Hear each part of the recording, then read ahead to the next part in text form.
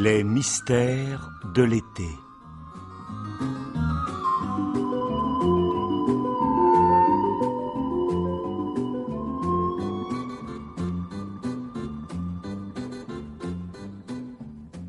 Pierre Billard a choisi pour vous ce soir Faire part à deux, un film radiophonique d'Alain Franck.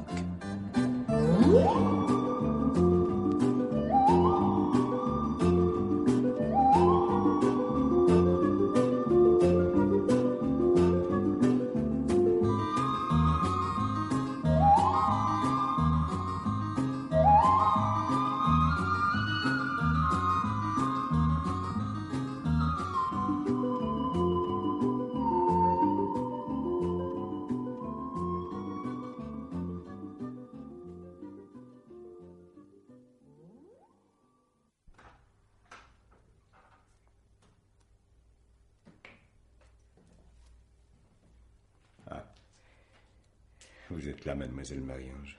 Oui. Regardez. On dirait qu'elle dort. Elle est belle, n'est-ce pas? Enfin, je veux dire, elle a l'air si calme, si reposée. Il y a longtemps que je ne l'avais pas vue comme ça. Ma pauvre Marthe. Oh, c'est affreux. Quand je pense que j'étais à côté et que je n'ai rien entendu. Oh, il n'y avait probablement rien à entendre. Son pauvre cœur s'est arrêté de battre, voilà tout. Vous croyez qu'elle a souffert? Le docteur dit que non. C'est lui qui était là tout à l'heure. Oui. Il va revenir dans un moment pour le certificat de décès. Il n'avait plus de formulaire dans sa serviette. Il est allé en chercher. Qu'est-ce qui s'est passé exactement? On ne sait pas. Quand je suis entré dans sa chambre en arrivant du bureau, c'était déjà fini. Ses yeux étaient fermés, comme si elle dormait. J'ai téléphoné au médecin, il est venu tout de suite, mais il n'a rien pu faire. Elle a dû passer sans même s'en rendre compte. Au milieu de l'après-midi, d'après le docteur. Et moi, pendant ce temps-là, j'étais à mon travail. Je ne me doutais de rien. C'est comme ça. Dans un sens, c'est une belle mort, ça vaut sans doute mieux pour elle. Si elle avait dû continuer ainsi, elle ne supportait pas de se voir comme elle était devenue. Elle qui était si active autrefois, toujours en train de courir. Et maintenant, obligée de rester couchée tout le temps. Une infirme. De quoi souffrait-elle exactement? Je n'ai jamais osé le lui demander. Ça venait de ses nerfs. Une sorte de paralysie qui progressait peu à peu. Ça durait depuis longtemps? Bientôt 10 ans. Ça a commencé par une douleur au pied. Sur le moment, nous n'avons pas fait attention. Et puis la douleur est montée, c'est toute la jambe qui était comme ankylosée. Elle avait de plus en plus de mal à marcher, il lui a fallu une canne. C'est à ce moment-là que nous avons décidé de louer une pièce de l'appartement à un étudiant. Je pensais que ça mettrait un peu d'animation, qu'elle oublierait sa maladie. Mais bientôt la deuxième jambe a été prise à son tour. Elle s'est traînée avec des béquilles pendant quelque temps. Mais elle était très vite obligée de rester couchée. Vous ne la faisiez pas soigner? Oh, si. Nous avons vu plusieurs médecins, un professeur. Il lui donnait des médicaments. Ça ne servait pas à grand-chose. En fait, il n'y avait rien à faire. Le plus terrible, c'est que ça pouvait durer des années, tant que la paralysie n'atteindrait pas le cœur. Elle avait gardé toute sa tête. Moi, je voulais espérer qu'on la guérirait, mais elle ne se faisait pas d'illusions. Elle restait enfermée dans sa chambre, elle ne voulait voir personne. Presque personne. Enfin, la voilà libérée. Elle est heureuse à présent. Et c'est dur pour ceux qui restent. Pauvre monsieur Ménard. Qu'est-ce que vous allez faire maintenant? Il va y avoir les formalités. Sa famille va sûrement venir. Non, je veux dire... après. Après, je ne sais pas. Je vous avoue que je ne réalise pas encore très bien ce qui m'arrive. Il tenait tellement de place. Les soins à lui donner, sa toilette à faire, les repas à préparer. Le soir, je lui faisais la lecture. Et tout ça en plus de votre travail.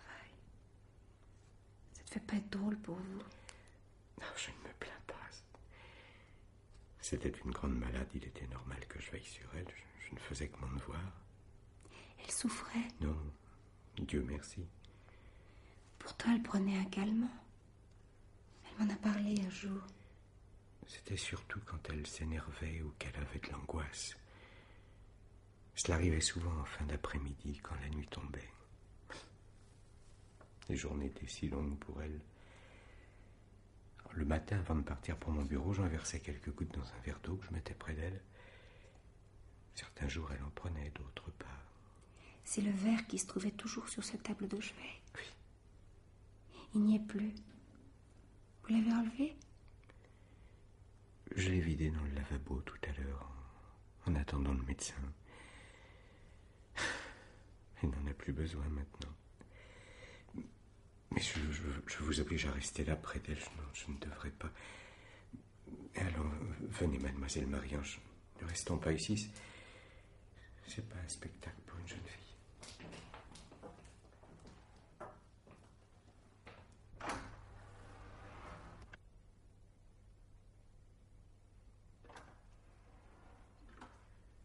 Voilà.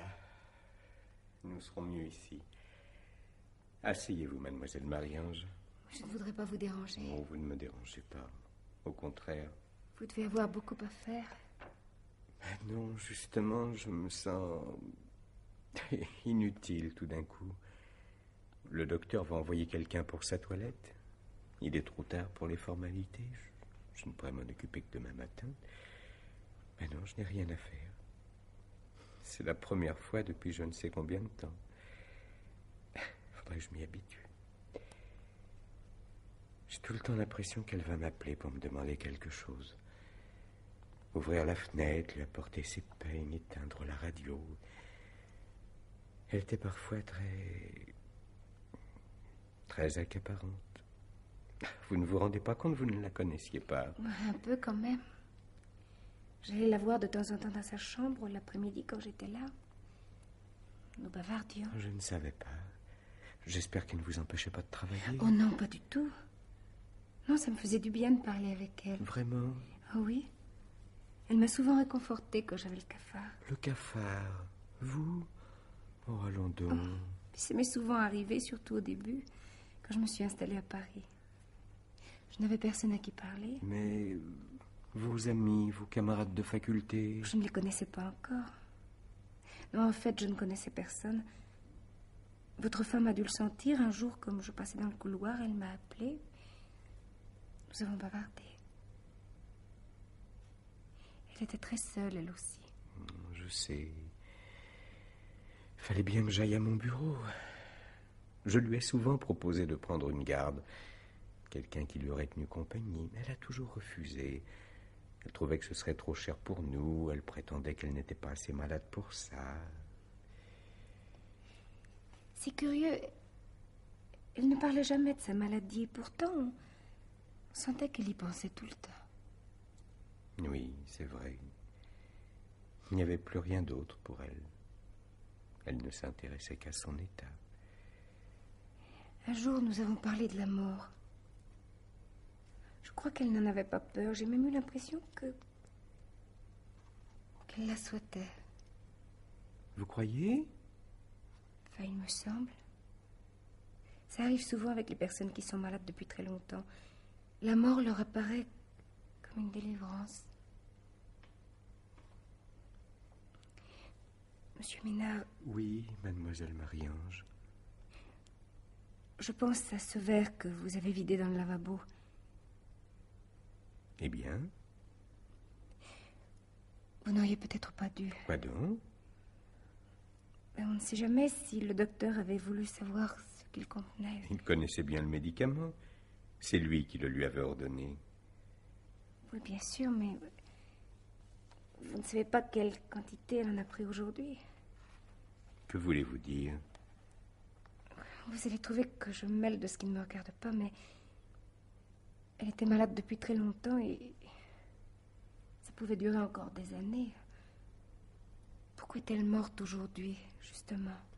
Son cœur a lâché. Excusez-moi de vous dire ça, mais elle supportait très mal d'être impotente. Elle savait qu'elle ne guérirait jamais. Elle n'avait pas peur de la mort. Non, mademoiselle Marie-Ange, je devine ce que vous pensez. Vous vous trompez. Ma femme ne se rendait pas compte de son état. Elle gardait espoir malgré tout. Elle n'a certainement pas voulu en finir plus vite. De toute façon, l'eût-elle souhaité que ses convictions religieuses l'en eussent empêchée. Elle était très croyante. J'ai pourtant l'impression Non, que... mademoiselle Marie-Ange, non. D'ailleurs, le flacon était dans le cabinet de toilette et ma pauvre femme ne pouvait pas se lever. Maintenant, si vous le voulez bien, je préférerais que nous ne parlions plus de cela. Excusez-moi, monsieur. Je vais vous laisser. Déjà?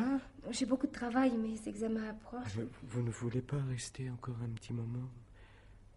Mademoiselle Marie-Ange, je sais que ça a l'air bête, mais j'ai peur de rester seule. Oh, merci. Au fond, je n'ai jamais eu l'occasion de vous demander si vous vous plaisiez chez nous. Beaucoup. J'aime votre appartement et ma chambre est très agréable. Tant mieux. Et puis nous sommes tout près de la faculté, ça doit être pratique pour vous. Oh, très pratique, oui. Quand je vois le temps que perdent mes camarades qui sont à la cité universitaire à Antony, moi je ne suis qu'à 5 minutes à pied de la fac. C'est bien commode. Mais j'y pense. Vous n'avez pas soupé? Voulez-vous que je vous prépare quelque chose? Non, merci, monsieur. Vraiment, ce serait facile. Une petite omelette, par exemple. Non, je vous assure, j'ai pas faim. J'ai mangé un gros sandwich vers 4 heures. Ah oui, c'est vrai, vous étiez ici. Vous n'aviez pas de cours cet après-midi? Non, je suis rentrée après le déjeuner, j'ai travaillé dans ma chambre. Avec votre camarade? Quel camarade? Celui qui vient souvent travailler avec vous, le grand brun qui a l'air si bien élevé. Jean-Claude? Oh non, je ne l'ai pas vu aujourd'hui. Je crois qu'il a passé la journée à la bibliothèque Sainte-Geneviève. Un travailleur, ce jeune homme. C'est bien. J'aurais aimé avoir un fils comme lui. Je me sentirais moins seul. J'étais si souvent seul. Et surtout avant que vous ne veniez vous installer chez nous l'année dernière. L'appartement semblait vide. Je n'étais pourtant pas la première à qui vous louiez la chambre. Pour moi, si. Avant vous, nous n'avons eu que des jeunes gens. Celui qui vous a précédé était étudiant en médecine. Oh, un jeune homme très bien, très discret. Il partait tôt le matin, il rentrait tard le soir, on ne l'entendait jamais. Avec vous, tout a changé. Oh, quoi, je fais trop de bruit? Ah, mais non, pas du tout. C'est pas ce que je voulais dire, mais vous... c'est différent.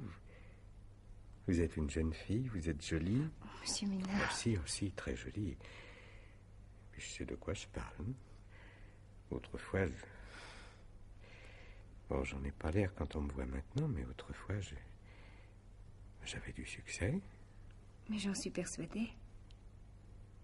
Vous dites ça pour me faire plaisir. Je vois bien ce que je suis devenu. Je me laisse aller, je prends du ventre. C'est à cause de ma pauvre Marthe, elle faisait plus attention à moi, alors forcément... Mais ça pourrait s'arranger si je le voulais. Après tout, je n'ai que 46 ans. Avec un peu de culture physique... Mais c'est pas utile, vous êtes très bien comme ça. Allons, vous ne moquez pas de moi. Remarquez, je fais des efforts, hein? Surtout depuis que vous êtes là. Je rentre de mon bureau à pied tous les soirs pour prendre un peu d'exercice. Je suis même allé au sauna. Mais c'est pas suffisant. Non. Faudrait que je fasse du sport, que j'aille à la piscine, par exemple. Je nageais bien avant.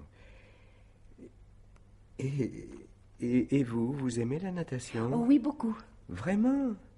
Oh, écoutez, j'ai une idée. Nous pourrions aller à la piscine ensemble un jour. Ça vous plairait? Ah, mais c'est que...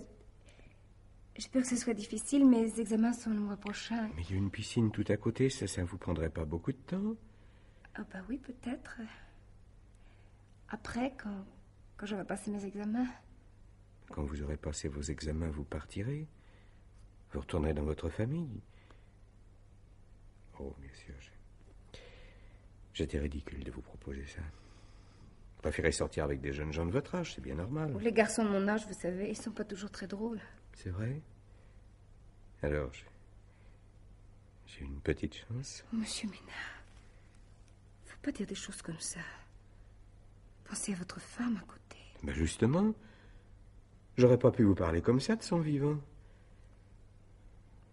Je n'aurais pas osé. Mais à présent, c'est différent.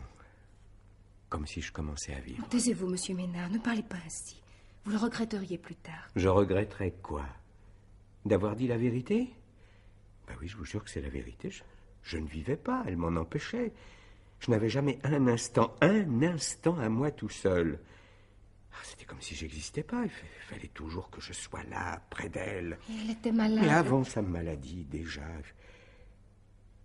Il faut que je vous avoue quelque chose, mademoiselle Marie-Ange.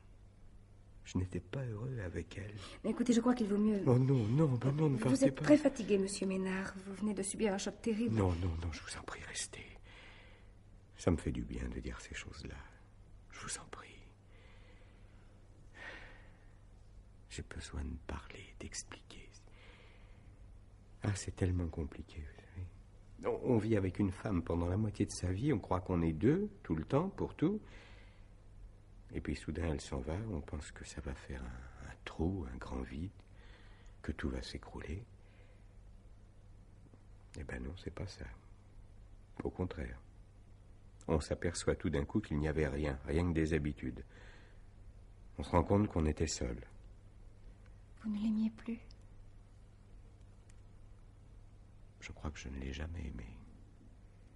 Pourtant, vous l'avez épousé. Oh, oui, ça s'est fait comme ça. Nos parents se connaissaient depuis toujours. Ils avaient décidé que nous nous marierions. Et vous avez accepté? En province, on fait pas ce que l'on veut. Nous habitions Bourges tous les deux. Son père était quelqu'un, il travaillait aux contributions. C'est l'heure principale de l'enregistrement. Mes parents étaient commerçants, pour eux je faisais un beau mariage. D'autant plus que j'avais pas encore de situation. Mon beau-père connaissait beaucoup de monde, c'est lui qui m'a fait entrer dans les assurances. Bon, comme pas grand-chose au début. J'étais démarcheur. Mais j'avais de l'ambition, je voulais arriver. Et dans les assurances, quand on est travailleur, on peut aller loin. J'ai préparé les examens, j'ai passé des concours. J'ai travaillé dur, mais ça en valait la peine. Au bout de 3 ans, j'ai été muté au siège social, à Paris. Vous étiez déjà marié à cette époque? Depuis pas mal de temps. Nous n'avions pas trouvé de logement et nous habitions chez les parents de ma femme. Quand mon directeur m'a appelé pour m'annoncer ma mutation, je crois que j'avais jamais été aussi heureux de ma vie. J'ai failli l'embrasser. Le soir, en rentrant chez moi, j'avais envie d'arrêter les gens dans la rue pour leur raconter la nouvelle. Moi, Léonce Ménard, on me réclamait à la direction générale. On allait me donner un poste important avec des responsabilités. Mais quand je suis arrivé à la maison, ma femme le savait déjà, quelqu'un lui avait téléphoné du bureau. Elle pleurait. Elle pleurait? Oui. Sa mère essayait de la consoler. J'ai pas eu le temps de dire un mot. Elle m'a déclaré que si je voulais aller à Paris, eh bien j'irais tout seul, qu'elle ne quitterait jamais Bourges. Mon enthousiasme était bien douché. Mais pourquoi a-t-elle réagi ainsi? C'était une promotion pour vous, elle aurait dû en être fière. Oh, ma promotion, s'en moquait bien. C'est triste à dire, mademoiselle Marie-Ange, mais elle était jalouse. À Bourges, elle connaissait tout le monde. Elle savait ce que je faisais, où j'étais, elle pouvait me surveiller. Bon, c'était pas de sa faute, je ne lui reproche pas, mais elle était jalouse, vous comprenez? Elle disait qu'à Paris, j'aurais des tentations, que je la tromperais sûrement. Qu'avez-vous fait alors? J'ai tenu bon. D'autant plus qu'au siège social, je savais que je serais nommé chef de service. Son père l'a raisonné et elle a fini par accepter. Oh, pas de gaieté de cœur, mais enfin elle a accepté. Et nous nous sommes installés ici. Dans cet appartement? Oui. Le loyer était élevé. L'appartement était trop grand pour nous deux, mais à ce moment-là, nous espérions encore avoir des enfants. Votre femme s'est habituée à vivre à Paris? Y vivre? Elle n'avait pas le choix, mais s'y habituer. Non, on ne peut pas dire qu'elle se soit habituée. Elle n'aimait pas la ville, elle avait peur de la circulation, du métro. Elle restait toute la journée à la maison seule. Elle ne parlait à personne. Elle passait son temps à écrire à ses parents, à ses amis de Bourges. Et elle pleurait. Moi, j'essayais de la faire sortir, de l'emmener au spectacle. Non, elle ne voulait pas. Elle me rendait la vie infernale. Chaque soir, quand je rentrais du bureau, elle me questionnait pendant des heures. Elle voulait savoir ce que j'avais fait, qui j'avais vu, s'il y avait des femmes parmi mes clients, comment étaient les employés avec lesquels je travaillais. Elle m'obligeait à me vieillir en me faisant porter des costumes démodés. C'est elle qui tenait les comptes. Elle me donnait tout juste de quoi m'acheter des cigarettes et payer la cantine à midi. Quand je lui demandais plus, elle répondait que c'était pas possible, qu'il fallait mettre de l'argent de côté pour nos vieux jours, faire des économies. Elle en faisait vraiment? Ah, pour ça, oui. Pensez, depuis 20 ans que ça durait. Moi, je pourrais arrêter de travailler demain si je le voulais, sans attendre la retraite. Oh, mais je vous ennuie avec mes histoires. Mais non, monsieur Ménard, vous ne m'ennuyez pas. Ça vous fait du bien de parler, n'est-ce pas? Pendant ce temps-là, vous ne pensez pas... Continuez, monsieur Ménard. Vous êtes gentille. Ah, remarquez, d'un certain point de vue, elle n'avait pas tort, parce que s'il avait fallu compter sur moi, je n'ai jamais su économiser. Quand j'étais jeune, l'argent me brûlait les doigts. Sitôt gagné, sitôt dépensé. Au diable l'avarice. J'en ai pas l'air comme ça, hein? Mais autrefois à Bourges, c'est pas pour me vanter, mais quand Léonce Ménard arrivait quelque part, les gens savaient qu'on allait s'amuser. Eh oui. C'était un joyeux luron dans ce temps-là. Tenez, j'allais au bal tous les samedis. Et ben, vous me croirez si vous voulez. Les jeunes filles se disputaient pour être mes cavalières. Je les faisais danser toute la nuit, on riait, on s'amusait. Ah, c'est vieux tout ça. Je l'avais presque oublié. Mais j'y repense souvent depuis un an, depuis que vous avez loué la chambre. Grâce à vous, j'ai quelquefois l'impression de rajeunir de 20 ans. Grâce à moi? Oui. Ah si. Si vous saviez, mademoiselle Marie-Ange, ma vie a changé depuis que vous habitez ici. Vous faites marcher des disques, on vous entend rire, vous chantez. Avec vous, c'est la jeunesse qui est entrée dans l'appartement. Oh, vous exagérez. Mais pas du tout, pas du tout. Quand vous travaillez toute seule dans votre chambre, j'essaie souvent de vous imaginer. Je vous vois assise derrière votre table, la tête penchée, avec vos longs cheveux blonds qui tombent sur votre livre. Et jolie, si jolie. Monsieur Ménard. Vous ne vous en êtes jamais douté, hein? Mais je vous ai souvent guetté. J'attendais que vous sortiez de votre chambre. Je m'arrangeais à vous croiser dans le couloir. Juste pour vous dire bonjour, pour entendre votre voix. Ça me suffisait. Après ça, j'étais heureux. Pour la journée. Monsieur Ménard, je vous en prie. Et la nuit. Oh, je peux bien vous le dire maintenant. Je me suis souvent relevé la nuit, quand ma femme dormait. J'allais derrière votre porte pour écouter si vous dormiez bien, pour entendre votre respiration. Ensuite, je retournais me coucher. Et je rêvais de vous toute la nuit. Taisez-vous, monsieur Ménard. Si quelqu'un vous entendait... Personne ne peut nous entendre. Nous sommes seuls, tous les deux, vous et moi. Oh, il y a longtemps que j'attendais ce moment. Non, écoutez, laissez-moi. Vous ne savez pas ce que vous dites. Vous n'êtes pas dans votre état normal. Si. Oh, Oh, si vous vouliez, mademoiselle Mariange. Oh, arrêtez, vous devriez avoir honte. Quand je pense à votre malheureuse femme qui est là, juste à côté. Oui, c'est vrai. Moi, je vous demande pardon. On n'a pas le droit de laisser une morte comme ça toute seule. Vous devriez être près d'elle au lieu de me dire des sottises. Oui, vous avez raison. Je vais y aller dans un instant. Vous ne m'en voulez pas trop? Non. Non, c'est pas votre faute, je pense. L'émotion. Demain, nous aurons oublié tout ça. Ça vaudra mieux pour tout le monde. Oui, ça vaudra mieux. Faut oublier, je vais aller près d'elle. Elle était au courant. De quoi? De ce que vous venez de me raconter. Bien sûr que non. Comment pouvez-vous en être certain? Je ne lui ai jamais rien dit. Et alors? Elle a pu vous entendre quand vous vous releviez la nuit? J'attendais qu'elle dorme. Elle ne se réveillait pas? Non, elle prenait des somnifères. Ce n'est pas une raison.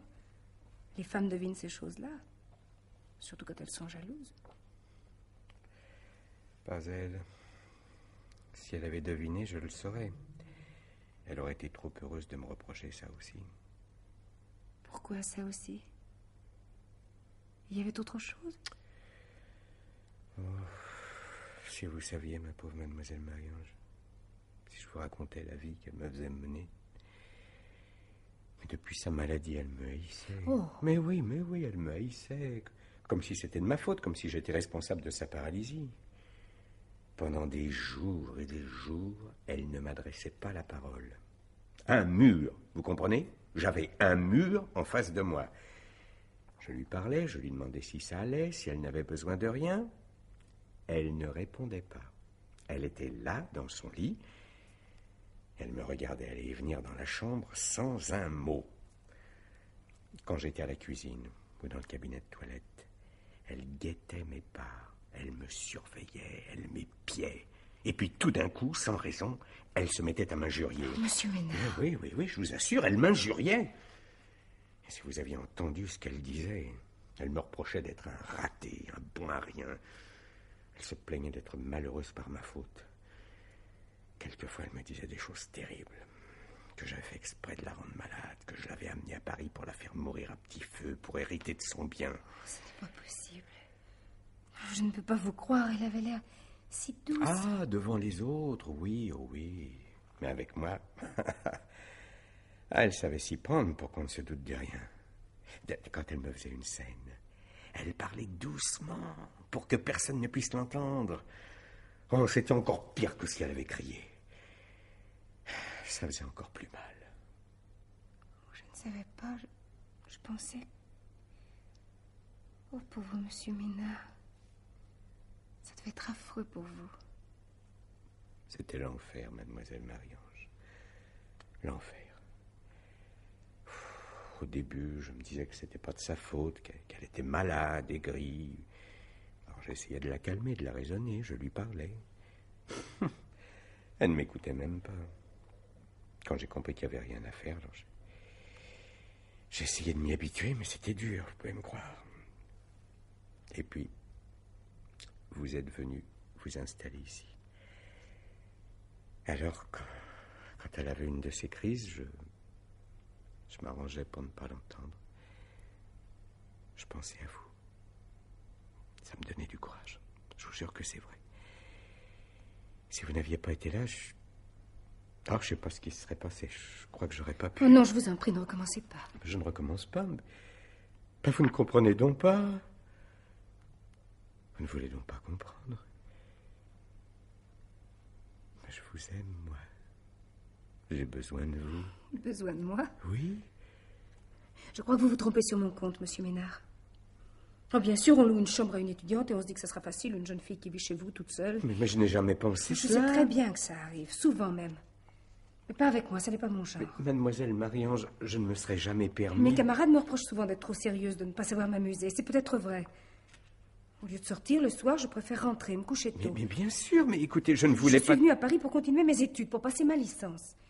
J'ai loué une chambre chez vous au lieu d'aller à la cité universitaire parce que je voulais être sûre d'être tranquille, de pouvoir travailler en paix. Mais vous avez raison, mademoiselle Marie-Ange. Dans la vie... Laissez-moi parler, monsieur Ménard. J'ai été élevée en province, moi aussi. Pas à Bourges, mais à Maubeuge. C'est à peu près la même chose. Mes parents sont des gens sévères. Après mon bachot, ils ne voulaient pas me laisser venir à Paris. Ils ont fini par accepter parce qu'ils me connaissent. Parce qu'ils savent qu'on peut avoir confiance en moi. Je suis ici pour étudier. Rien d'autre. Je sais tout cela, mademoiselle Marie-Ange. Avant de vous louer une chambre dans notre appartement, vous pensez bien que nous avons pris nos renseignements. Nous n'avons entendu que des éloges à propos de vous et de votre famille. Vos parents sont des gens très bien et vous, une jeune fille sérieuse. Je n'ai pas imaginé un seul instant que vous soyez une de ces personnes qui, enfin, sous prétexte d'être étudiantes, se croient tout permis, passent leur journée aux terrasses des cafés et puis leur nuit... Oui, enfin, Dieu sait où, hein. Non, mais non, croyez-moi, je sais que vous êtes quelqu'un qu'on respecte. Vraiment, à vous entendre, on pourrait en douter. Mais c'est mon tour de dire que vous vous trompez. Vous me prêtez des intentions que je n'ai pas. Non? Alors pourquoi m'avez-vous parlé comme ça tout à l'heure? Mais parce que c'est la vérité. Je vous aime.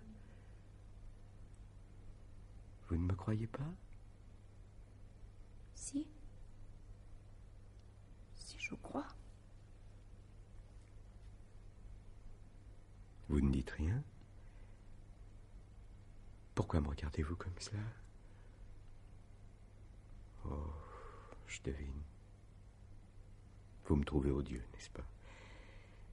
Ma femme est morte depuis 1 heure et vous croyez que je l'ai déjà oubliée? Je vous parle de nous deux, je vous dis que je vous aime. Mais pourquoi devrais-je jouer la comédie? Je vous ai dit quel calvaire elle me faisait endurer depuis 10 ans. Pas un instant de repos, sa haine, tout le temps.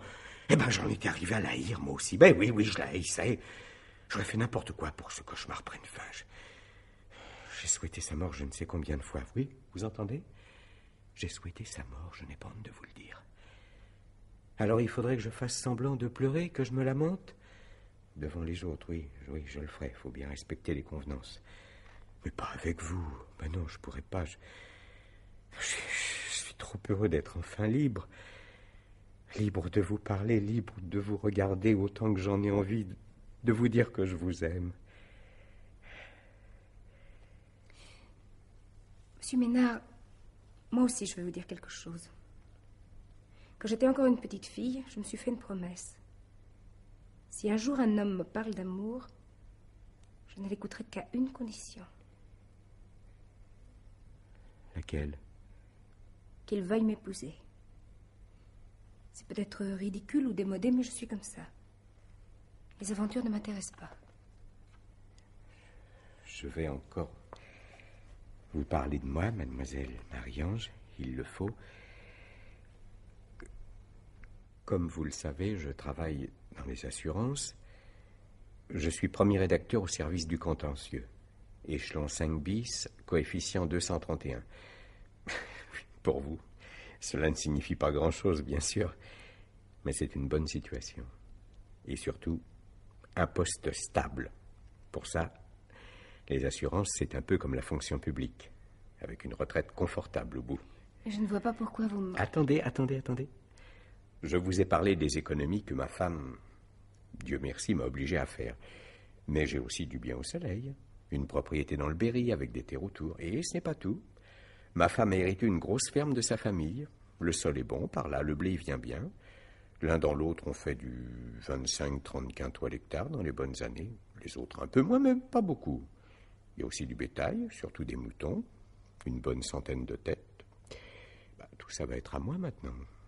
Ça me donne une certaine aisance. Oh, je ne suis pas riche à proprement parler, mais enfin, je peux pas trop me plaindre. Alors, si vous vouliez... Si je voulais quoi? Eh bien, vous et moi... Ma parole, mais c'est une demande en mariage? Oui. Pourquoi riez-vous? Vous vous moquez de moi? Oh non, mais c'est tellement inattendu. Pour vous peut-être, mais pas pour moi. Ça fait des semaines et des semaines que j'y pense, que j'attends. Vous ne répondez pas?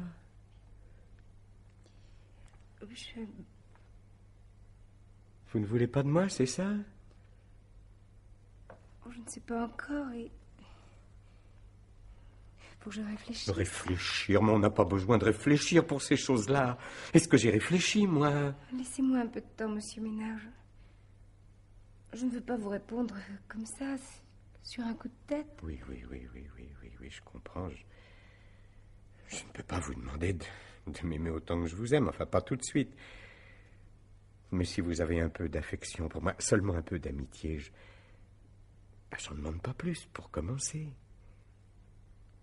Vous me regardez? Eh oui, bien sûr. Je suis plus tout jeune, je suis pas très beau. Mais je sais que je vous rendrai heureuse. Tout ce que vous me demanderez, je vous le donnerai. Vous apprendrez à m'aimer petit à petit. Oh, je suis sûr que nous serons heureux ensemble.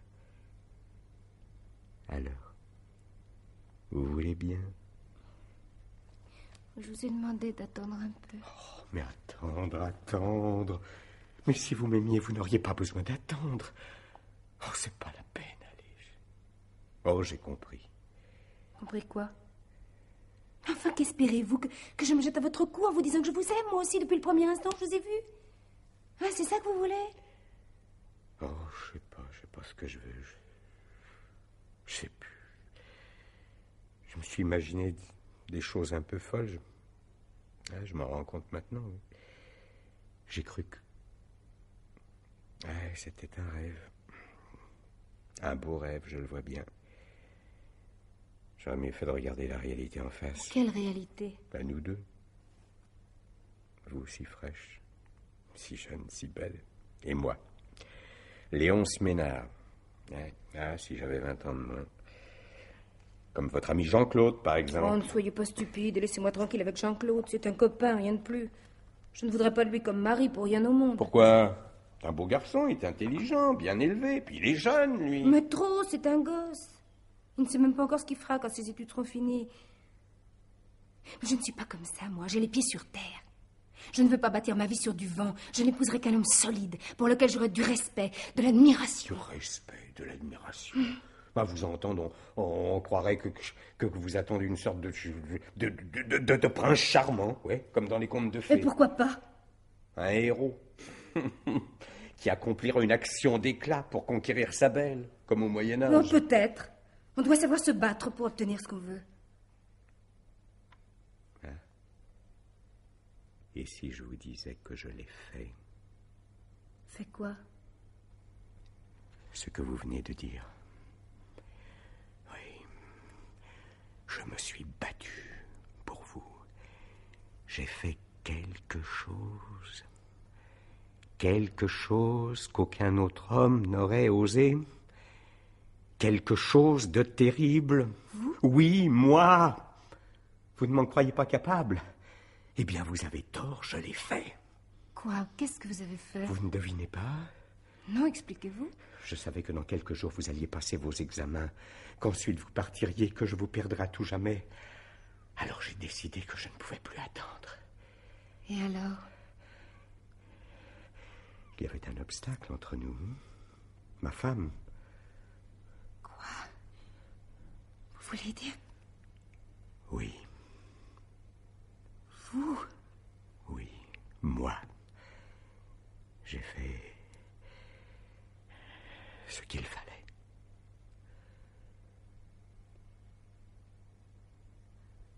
Comment? Oh, quelle importance. Je veux savoir. Le calmant? Oui. Mais vous n'avez pas pu. Vous n'étiez pas là cet après-midi. Je l'ai préparé ce matin, comme tous les jours. Mais cette fois, j'ai versé le flacon entier dans le verre. De toute façon, c'était très amer. Elle ne s'en est pas rendu compte. Vous avez fait ça? Oui. Pour moi? Par amour pour moi? Oui. Oh, c'est fantastique. Vous comprenez maintenant à quel point je vous aime? Et si on apprend la vérité? Il n'y a que vous et moi qui la connaissions. Personne ne se doutera jamais de ce qui s'est passé. Comment le savez-vous? On pensera qu'elle est morte, naturellement.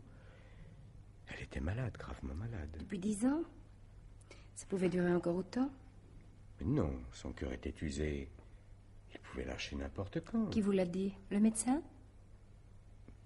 Pas exactement, mais il me l'a laissé entendre. Pourtant, il n'a pas voulu signer le certificat de décès. Pas parce qu'il n'avait pas de formulaire. Il est allé en chercher un. Il va revenir d'un instant à l'autre. C'est ce qu'il a prétendu.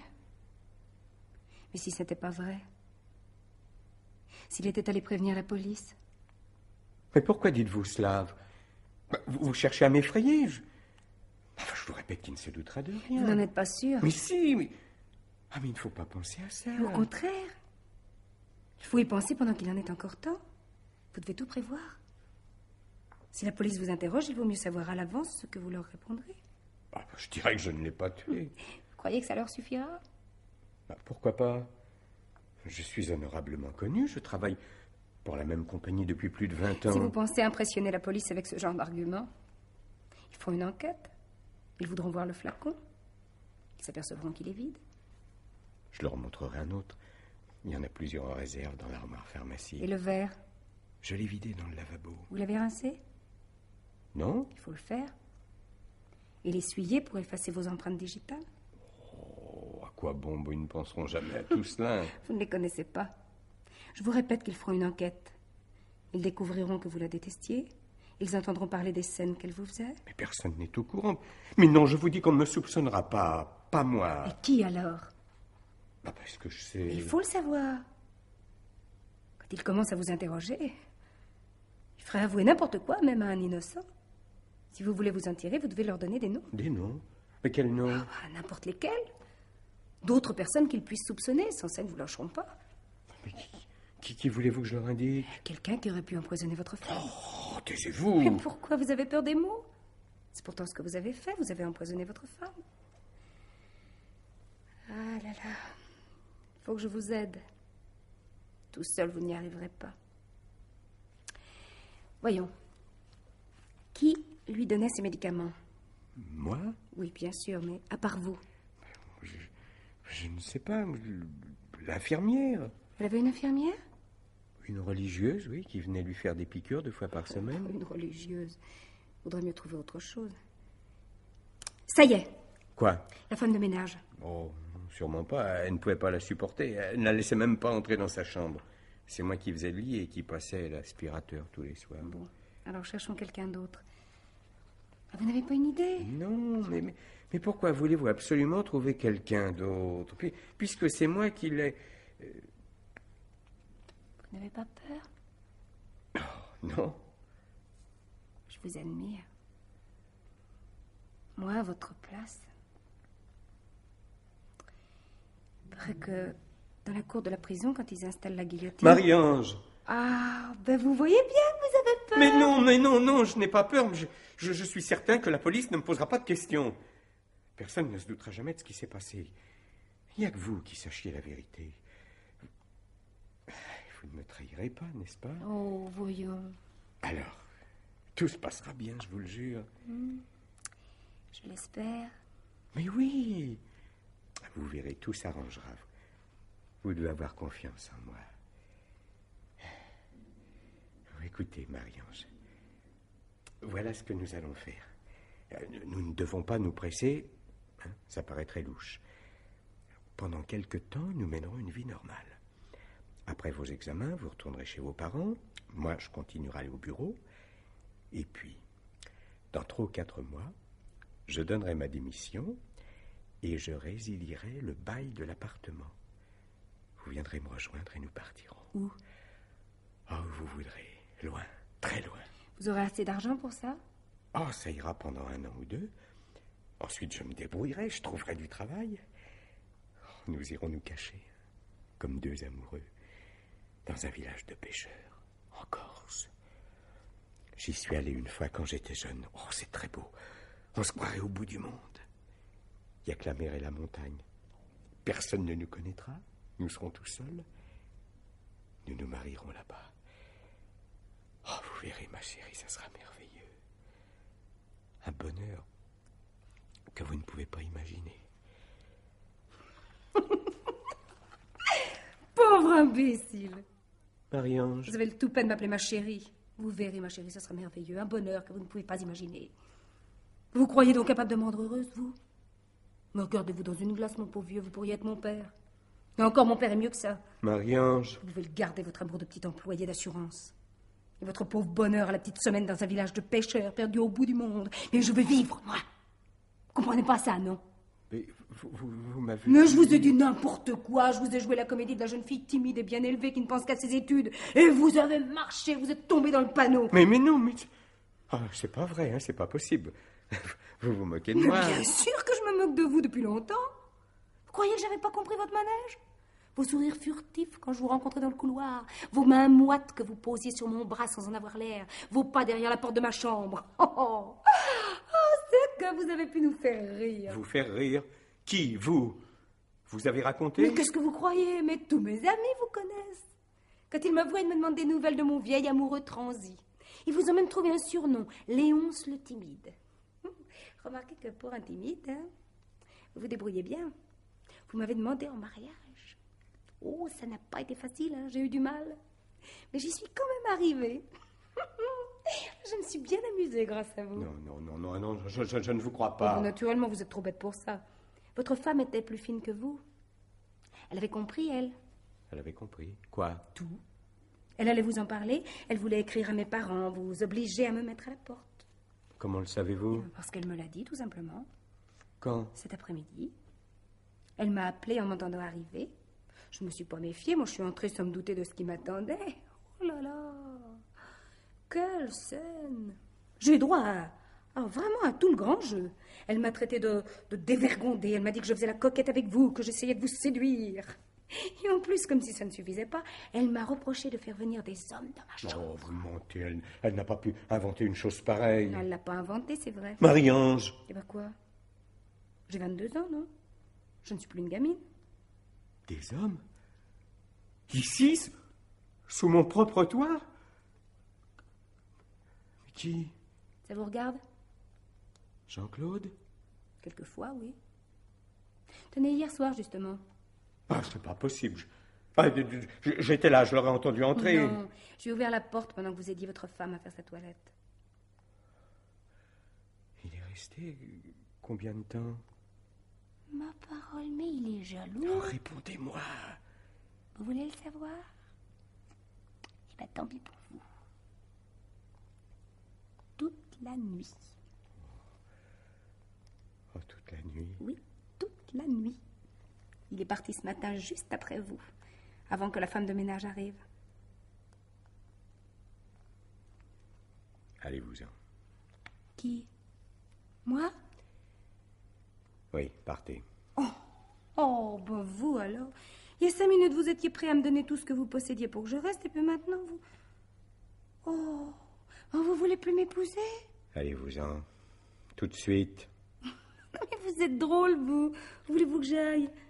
Ça m'est égal, retournez chez vos parents. À Maubeuge? Ben merci, très peu pour moi, j'y retournerai jamais. Allez où vous voulez, mais ne restez pas ici. Oh, pourquoi pas? C'est pas si mal chez vous, je crois que je m'y habituerai. En repeignant les murs, par exemple. En changeant les meubles. Pour l'amour du ciel, taisez-vous. Je vous le demande pour la dernière fois, partez d'ici. Je m'en irai si je le veux. Ce n'est pas vous qui décidez. Supposez que je raconte ce que je sais à la police. Comment osez-vous? Vous avez tué votre femme, non? Vous feriez cela? Oui, c'est vrai, vous en seriez capable. Vous pensiez avoir commis un crime parfait, hein? Vous vous croyez tranquille? Personne ne découvrirait la vérité. On ne vous soupçonnerait jamais. Mais j'ai réussi à vous faire peur. Non. Mais si, regardez-vous, vous êtes livide. Vous tremblez. Vous avez peur, monsieur Léonce Ménard. Oui, peur. Vous aurez toujours peur. Jusqu'à la fin de vos jours. Vous ne dormirez plus jamais en paix. Vous attendrez le coup de sonnette de la police. Oh, c'est assez, taisez-vous. Et maintenant, en plus, vous avez peur que je vous dénonce. Vous auriez dû y penser plus tôt. Avant de tout me raconter. Vous êtes un monstre. Je ne l'ai pas tué. Tiens. Mais qui alors? La femme de ménage? La bonne sœur? Personne. Bon, voyons. vous assure, je vous ai menti, j'ai tout inventé. Oh, voilà une idée. Eh oui, c'était pour que vous m'admiriez. Mais c'était pas vrai. Non, je l'ai pas tué. Allons, mais ne vous défendez pas comme ça. Pour une fois que dans votre vie, vous avez eu du courage. Du courage? C'est ça pour vous, le courage? Tuer une femme malade? Ah, il faut du cran. Moi, je crois que je n'aurais pas osé. Ben, je commence à me le demander. Qu'est-ce que ça veut dire, ça? Je vous connais maintenant. Vous êtes mauvaise, Marie-Ange, mauvaise. Jusqu'au fond de vous-même. Vous êtes capable de l'avoir tué. Comme ça, pour rien. Par méchanceté. Pour l'empêcher d'écrire à vos parents. Ouais, faites attention à ce que vous dites. Vous étiez dans sa chambre cet après-midi. Vous saviez où était le flacon de calmant dans le cabinet de toilette? Oh non, n'essayez pas de rejeter ça sur mon dos, ça serait trop facile. Si vous... Non. Vous avez empoisonné votre femme? Non. Si. Vous m'avez tout raconté. Rappelez-vous. C'était astucieux, même. Ça m'étonne de vous. Mais maintenant, vous êtes coincé, mon pauvre vieux. Il suffit que je dise un mot pour qu'on vous arrête. Oh, c'est pas possible. Je deviens fou. Enfin, vous avez joué avec moi, vous m'avez poussé à bout. C'est ce que vous avez l'intention de dire au juré pour vous justifier? C'est pas fameux, hein. Vous serez sûrement condamné. Oh, écoutez, taisez-vous, je vous en supplie, taisez-vous. Comme vous voudrez. J'irai vous voir. Où? En prison. Avant qu'on vous coupe la tête. Oh, pour l'amour de Dieu, assez. Mais allez, mais calmez-vous. Non, allez, rassurez-vous, je crois que je ne vous dénoncerai pas. Au fond, je vous aime bien. Si, c'est vrai, vous m'amusez. Dites, si on essayait de leur faire croire qu'elle s'est suicidée. Vous savez bien que c'est impossible. Ah oui, c'est vrai, elle ne pouvait pas se lever. Écoutez, Marie-Ange, il faut regarder les choses en face. Je ne fais que ça depuis 1 heure. Si jamais la police nous interroge, je ne crois pas qu'elle le fasse, remarquez bien. Enfin, si par hasard, il ne faut pas qu'on nous soupçonne. Ni vous, ni moi. Oh, moi je ne risque rien. Je dirais qu'elle n'était pas bien depuis 2 ou 3 jours. Je prétendrais qu'elle a eu un malaise hier soir. Cet après-midi, vous l'avez entendu gémir, se plaindre, mais cela lui arrivait souvent et vous n'avez pas fait attention. Vous n'êtes pas allé dans sa chambre. Et ce soir, quand je suis rentré, il était trop tard. Le docteur confirmera que son cœur était malade, personne n'ira chercher plus loin. Et en somme, vous voulez que je fasse un faux témoignage? Moi, je veux bien, mais qu'est-ce que j'y gagne? Ah, nous y voilà. Du chantage. Mais non. Simplement, vous me demandez de mentir. Vous, ça vous arrange. Moi, je voudrais bien savoir ce que ça me rapporte. Oh, ce que vous voudrez. Tout m'est égal maintenant. On peut peut-être s'arranger, vous et moi. Nous en reparlerons plus tard. Nous aurons sûrement l'occasion de nous revoir. Qu'est-ce que vous faites? Je vais préparer mes valises. Vous partez? Bah oui.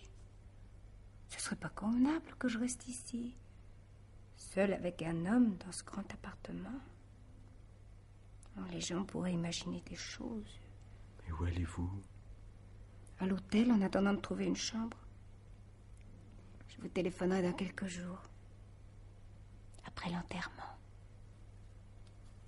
Oh, votre propriété du Berry, comment est-elle? Une ancienne maison de maître. En bon état? Oh, elle n'est pas neuve. Ah oui, je vois. Une ruine. Ah non, non, non. Il suffirait de faire des travaux. Et les terres autour? Des prés. Grand? 5 ou 6 hectares. Mais c'est tout? C'est ça que vous appelez une certaine aisance? Et vos fameuses économies? Ça doit pas être beaucoup mieux.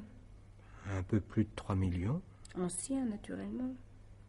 Et c'est avec ça que vous espériez me rendre heureuse pendant 1 an ou 2? Eh ben... Je ne me doutais pas.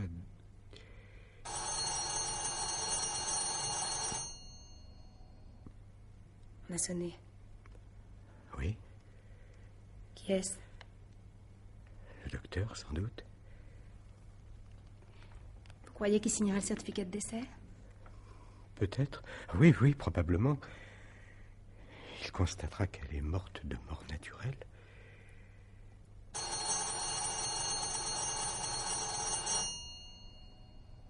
Vous n'ouvrez pas?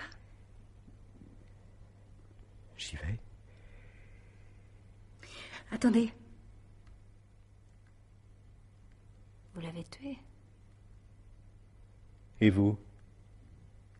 On ne saura jamais la vérité.